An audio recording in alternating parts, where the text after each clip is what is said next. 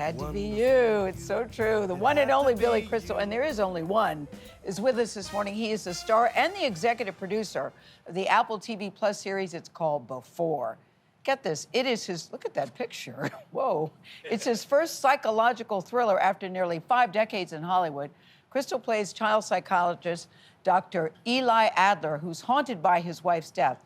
So he meets an 8-year-old little boy named Noah, who seems to know a whole lot about Eli's personal life. The doctor clashes with Noah's foster parent, played by Rosie Perez, she's great in it too, over plans to put him in an institution. Do you really want Noah to spend the rest of his life as a ward of the state?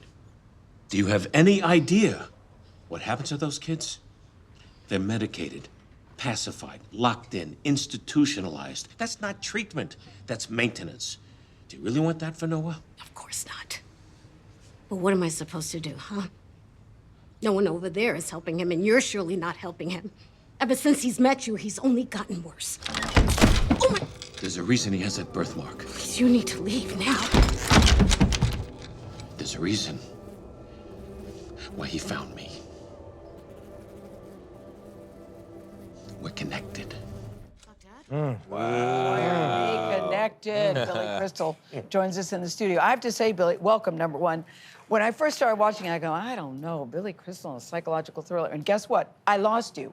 I lost you after a while. It wasn't even after a while. I didn't see you in this role. Yeah, thank you. Yeah, what drew you, after all this time, you thought, I need to play something dark. What happened? I was part of the development of it, and as one of the creators of the show, not intending to play him, but to produce the show. And then my partner then, Eric Roth, who's a great screenwriter, won an Oscar for Forrest Gump, and he said, there's someone who should write this. Her name is Sarah Thorpe. So Sarah took our idea of this psychiatrist dealing with this troubled young boy, and she ran with it, and she pitched us this idea. And in the middle of her pitch about where Eli goes psychologically, I said, oh, stop. I'll play him. Wow. I was so drawn into her amazing vision. She's a fantastic writer. All of our writers did tremendous work, and it's we're coming up to our last 2 episodes, and people are finding us and loving it. No, it's so, listen, I started, Billy, I was just gonna watch 1 or 2 just to get a sense of it. I watched the whole thing because I couldn't figure out how it was going to end, and it really keeps you on the edge of your seat until the last moment. But I wonder what it did for you psychologically, because I read that you sort of enveloped this character, that you really took him in your skin. Well, How hard was that? Yeah, you know, I would have to say it's the first time in my acting life that I had a method that really was just natural. Billy, that's surprising, though, because you have flexed every muscle in front of us, on stage, on screen, and you're saying this is the first time you had a method? Yeah, but Eli in the story is haunted by the loss of his wife, and he's living alone, and this kid shows up. So I was here in New York. Janice was in California for most of the shoot. So I'm missing her. I'm alone in my house. I go to work. We were shooting in New Jersey mostly. So I'm Eli 12, 13, 14 hours a day. Yeah. I come home, learn my lines for the next day. So I'm always him. And I wake up in the morning and I'm running lines in my head. I get in the car with the guy who drives me every day. I run lines with him. Yeah. So now I was like always him. Yeah. So it was very hard to not be him.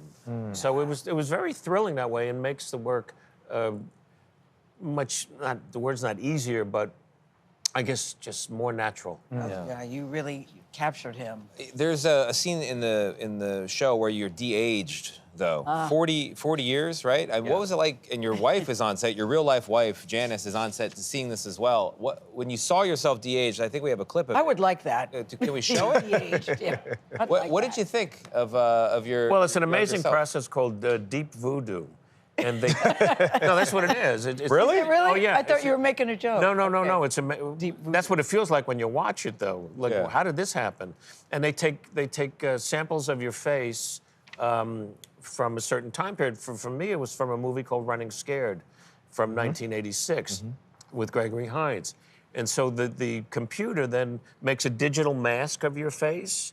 So when you're shooting, you look like this, but the camera sees you looking like 1986. That's incredible. Now, before you go, we have to talk about fashion trends. Yes, Are you please. aware of this?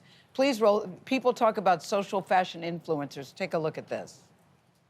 Everyone's always like, oh my God, Hailey Bieber, you're my style icon. Did you forget about Billy Crystal? This king was serving looks back in the day. If Kendall Jenner or Bella Hadid was wearing this fit, you dolls would eat it up. My man is chic. Everyone's always like, oh my God, Hailey Bieber, you're my style icon. Did you forget about This king is serving looks. What do you think, Mr. Fashion Icon, influencer? I love this. I saw that. I thought it was very sweet.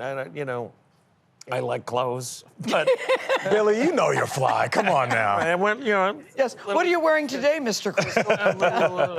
little Armani hoodie. Oh, okay. All right. Yeah. Billy Crystal, bravo, bravo, bravo to you. Yeah. Job you. well done. Last two, December 20th is our finale, so folks, find us, watch it. Yes. I guarantee you'll be surprised. Before currently streaming on Apple TV Plus.